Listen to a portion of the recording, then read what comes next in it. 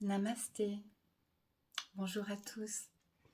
Je suis heureuse de vous retrouver aujourd'hui dans cette capsule vidéo pour vous parler des énergies de la pleine lune du mois de mai, du 23 mai précisément, en Sagittaire, dans l'axe Gémeaux-Sagittaire et qui va aussi célébrer un événement spirituel important puisque c'est les festivités du Wesak. Mais avant de vous en parler, je voulais aussi vous dire que cette vidéo, ça sera certainement la dernière que je vais vous proposer sur les cycles de Gaïa. Ça fait maintenant depuis l'automne 2022 que je vous propose une à deux vidéos par mois sur les cycles notamment de la Lune, des pleines et des nouvelles lunes, mais aussi sur les saisons, sur les moments énergétiques importants liés au cycle sur Terre et comment ils nous influencent de l'intérieur et à l'extérieur. Je ressens depuis déjà quelques mois que j'arrive un petit peu au bout de ce cycle. Je pense que je vous ai en tout cas parlé au minimum une fois des énergies de chaque signe, que ce soit au niveau de l'énergie lunaire ou solaire, comment ils nous impactaient. Et puis les signes, les cycles des saisons aussi, je vous en ai pas mal parlé, j'ai fait plusieurs vidéos à ce sujet. Alors c'est clair que finalement ça revient un peu chaque année toujours pareil, hein, même si les énergies sont toujours différentes et qu'il y a toujours des conjonctions, des oppositions au niveau des astres qui vont influencer tout à fait différemment les énergies sur Terre. Mais voilà, ça fait quelques mois que je ressens que j'arrive au bout de ce cycle. J'ai aussi physiquement, concrètement, moins de temps à disposition pour faire ces vidéos puisque je suis souvent en voyage. J'écoute comme je peux le plus possible les élans de mon cœur et ayant moi-même vécu de grands moments initiatiques lors de voyages, notamment quand je suis partie plusieurs mois seule, sac à dos. Je sais à quel point ce genre d'expérience peut vraiment faire un avant et un après dans la vie. Ça peut nous amener vraiment à nous retrouver complètement alignés sur notre chemin. Ça fait vraiment prendre l'ascenseur, faire évoluer aussi plus vite. Et donc, c'est quelque chose qui se propose de plus en plus à moi et encore plus, je pense, pour les années qui viennent. Donc, avec beaucoup de projets qui sont encore pas complètement concrétisés, mais qui sont en préparation. Donc ça me donne aussi beaucoup moins de temps ici en Suisse, tant que j'ai aussi du bonheur à partager, bien sûr avec ma famille, mais aussi avec le travail que j'ai ici. Donc voilà, tout cela explique un petit peu aussi les raisons pour lesquelles je vais arrêter ces vidéos sur les cycles de Gaïa. Je continuerai certainement les tirages de cartes mensuels, je vous en parlerai tout à l'heure, mais en tout cas, sous ce format-là des cycles de Gaïa, je pense qu'aujourd'hui, je vais faire ma dernière vidéo et j'en suis vraiment, vraiment heureuse parce que de pouvoir vous proposer cette vidéo au moment du Wesak, puisque c'est justement pour célébrer les festivités du Wesak que j'avais débuté cette chaîne en 2021. Donc la pleine lune du Wesak, c'est d'une façon déjà une pleine lune, hein, donc qui marque une opposition entre le Soleil et la Lune, avec la Terre qui est un peu coincée au milieu et qui subit généralement les énergies de tension, donc ça nous rend souvent plus sensibles.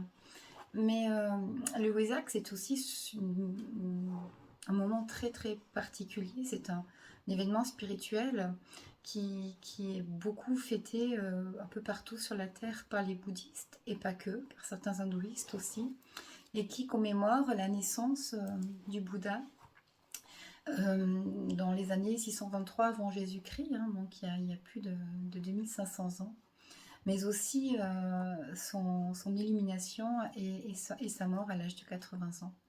Donc c'est une fête qui est vraiment importante, qui a d'ailleurs été célébrée et proclamée en 1999 par les Nations Unies pour mettre en avant et saluer la contribution du bouddhisme, qui est une des plus vieilles religions du monde, et tout ce qu'elle peut apporter de sagesse à l'humanité depuis 2500 ans. Et donc voilà, c'est une fête qui a été un peu universalisée, si on peut le dire, je ne sais même pas si c'est français, mais en tout cas qui est fêtée vraiment beaucoup. Et pendant la fête des Lumières, comme on l'appelle aussi dans les pays bouddhistes, Euh, on donne vraiment, c'est la fête la plus importante de l'année pour les bouddhistes. Et vraiment, c'est un moment où on vient se reconnecter pour accueillir beaucoup d'énergie de transformation et de lumière. Et puis, plus que seulement le niveau bouddhiste, c'est aussi un événement qui est cosmique, puisque on dit que les énergies christiques et bouddhistes s'unissent pour déverser sur la terre la lumière, de la conscience, de la sagesse, de la beauté, et par l'union de Jésus le Christ et de Siddhartha le Bouddha. Et donc, lors de cette arrivée de la pleine lune de mai, ces deux grands êtres de compassion, ces maîtres ascensionnés, se rapprochent d'une manière énergétique de la Terre pour y déverser toutes ces énergies qui les caractérisent, la bonté, l'amour, la paix et la lumière. Et c'est une opportunité à ne pas manquer, déjà de le savoir, c'est important, mais c'est aussi une opportunité à ne pas manquer pour pouvoir s'ouvrir et recevoir le maximum de lumière sur et de possibilités d'évolution dans notre chemin de vie, dans notre chemin d'incarnation. Cette pleine lune, elle est parfois fêtée, alors elle a été fêtée par certains déjà au mois d'avril, parce que traditionnellement, la pleine lune du mois de mai est dans le signe du taureau, et elle est influencée par les énergies de son signe opposé, donc le scorpion. Et pour certains, la date du signe, donc du taureau, est plus importante que le mois de mai. Donc la dernière pleine lune en scorpion dans le mois du taureau, c'était le 23 avril. Et pour certains, cette fête du Wesak a déjà été fêtée. Et c'est vrai que la plupart des années, ça tombe sur cette conjoncture-là.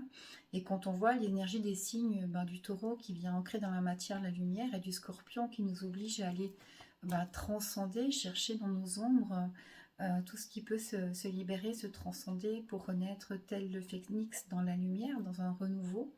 C'est une énergie qui est très différente, mais qui est aussi très très puissante. Alors cette année, moi je me suis basée et je n'ai pas ressenti, parfois ça m'est arrivé, il y a 2 ans je pense, de fêter les 2 dates, parce que je me sentais appelée par les 2 dates, mais cette fois-ci, je me suis vraiment sentie connectée et appelée à cette date du 23 mai, qui correspond donc à cette pleine lune en Sagittaire. Et ça me plaît bien parce que sous l'énergie, sous l'influence du Sagittaire, la lune, elle est beaucoup plus douce qu'en Scorpion. Elle est plus spontanée, elle est plus aventurière, elle est aussi beaucoup plus positive. Pour moi, il y a quelque chose de beaucoup plus léger. Et avec ces énergies-là, on nous invite vraiment à rêver grand, le plus grand possible, hein, à oser l'aventure, à oser les changements tels que l'énergie du Sagittaire nous propose, et aussi à ouvrir notre cœur pour pouvoir nourrir la paix à l'intérieur de nous, pour faire preuve, je dirais, d'un maximum de gratitude et de confiance en la vie, en soi, et d'incarner les valeurs les plus élevées que sont l'amour et la compassion. Ça nous demande, pendant cette période du Wesak, d'avoir une foi totale euh, en l'avenir, en ce qui devient, que ce soit pour soi, mais aussi pour l'humanité. Donc, pour pouvoir vivre au mieux les énergies du Wesak, ça demande déjà en être conscient. Hein, c'est tout aux alentours du 23 mai, ça commence un peu avant et ça se terminera quelques jours après. On a l'habitude de dire que les influences d'une pleine lune, elles sont actives 3 jours avant et 3 jours après la pleine lune. Et là, en particulier, dans ce moment du Wesak, je sens que vraiment, c'est toute cette semaine qui est vraiment touchée par ces énergies-là. Donc, nous sommes invités à être un canal le plus ouvert possible pour pouvoir recevoir toutes les énergies lumineuses qui nous entourent. Donc, on peut le faire de différentes manières, en faisant par exemple une méditation, et je vais vous proposer une méditation guidée pour ce Wesak, mais aussi créer un espace sacré. Vous pouvez aussi tout à fait, en aménageant un endroit avec un petit bouquet de fleurs ou quelques objets de la nature que vous avez rencontrés, ou des objets qui sont importants, qui sont sacrés, vous faire un petit autel, mettre une bougie et consacrer cet espace pour pouvoir soit méditer, soit simplement accueillir, vous ouvrir à être le canal le plus, euh, le plus ouvert possible aux énergies qui sont offertes. Et puis visualiser aussi, c'est important ce que vous voulez cultiver et puis demander à pouvoir incarner au maximum la compassion, la paix et l'amour qui vont être des moteurs de changement et d'évolution très très puissants sur la vie, dans votre vie. Et puis c'est très important pour moi aussi d'exprimer sa gratitude puisque comme on le sait, remercier c'est une des meilleures manières de créer, hein. C'est considérer déjà que ce qu'on demande est déjà là. Dire merci, ça veut dire être dans cette foi que même si c'est pas complètement co-créé encore sur Terre ou concrétisé dans la matière, nos aspirations, nos désirs, nos souhaits sont déjà là à notre portée. Donc la gratitude fait partie des choses qui fonctionnent très bien dans la loi de la co-création et de l'abondance. Et puis donc cette pleine lune de mai, sous les influences d'énergie du Wesak, elle constitue vraiment une période tout à fait propice pour une évaluation, pour une élévation, évolution peut-être aussi, mais élévation spirituelle et une grande transformation personnelle. Si on s'ouvre à ces énergies avec conscience et intention, si on accueille cette lumière qui nous est offerte, on va pouvoir de plus en plus ressentir et cultiver la paix, l'amour à l'intérieur de nous et pouvoir aussi l'irradier dans le monde qui nous entoure.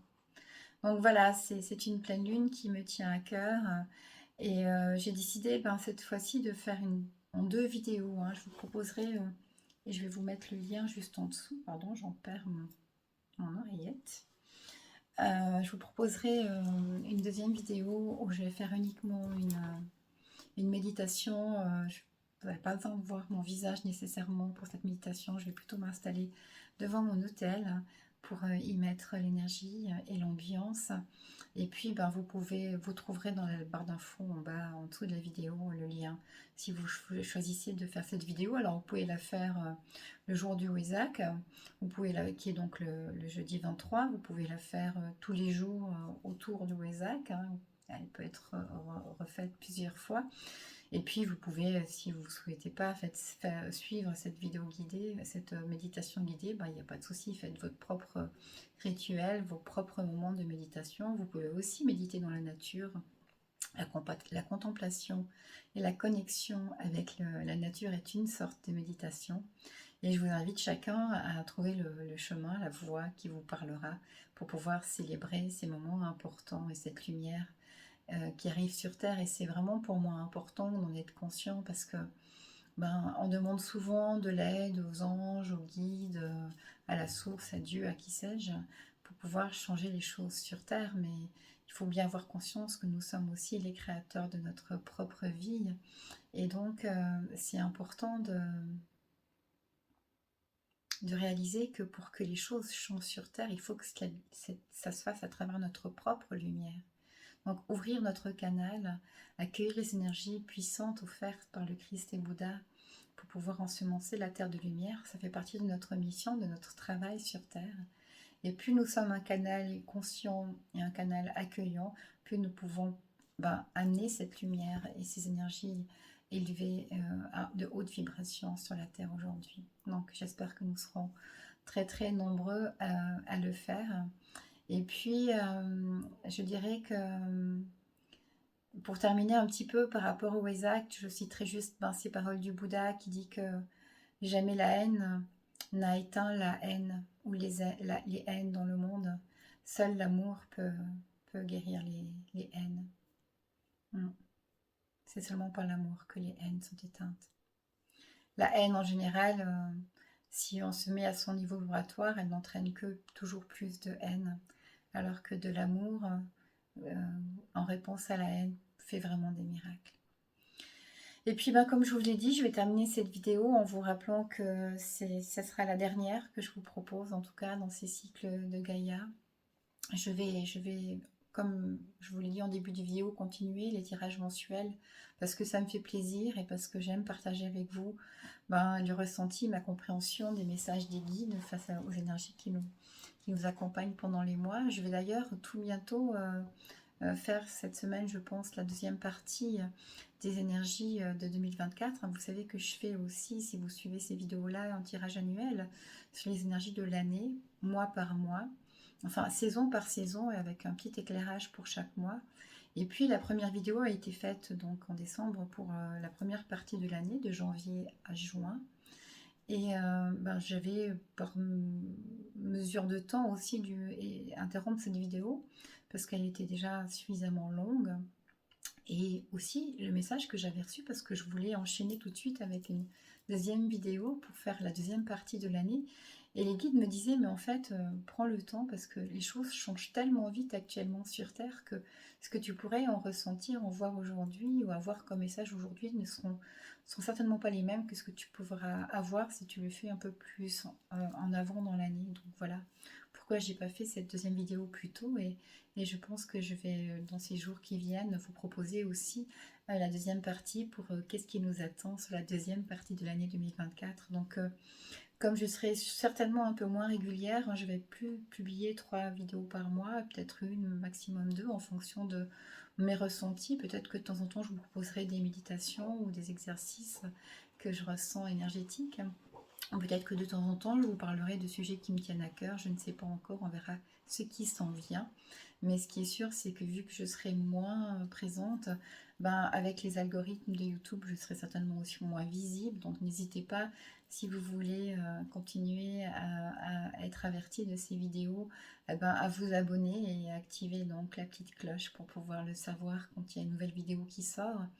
Et puis je vous invite aussi pour, si vous avez des envies ou des demandes ou des inspirations particulières par rapport à d'autres vidéos futures, je suis à votre écoute, donc n'hésitez pas à me mettre en commentaire ou à m'écrire directement comme vous le faites parfois si vous avez des thèmes ou des sujets de vidéos qui vous seraient particulièrement, qui vous tiennent à cœur et qui vous intéresseraient particulièrement. Voilà, je vous remercie pour votre écoute. Je vous souhaite une magnifique énergie de pleine lune du Wésac et un très très beau mois de mai à chacun. Je vous envoie tout mon amour et je vous dis à bientôt. Namasté.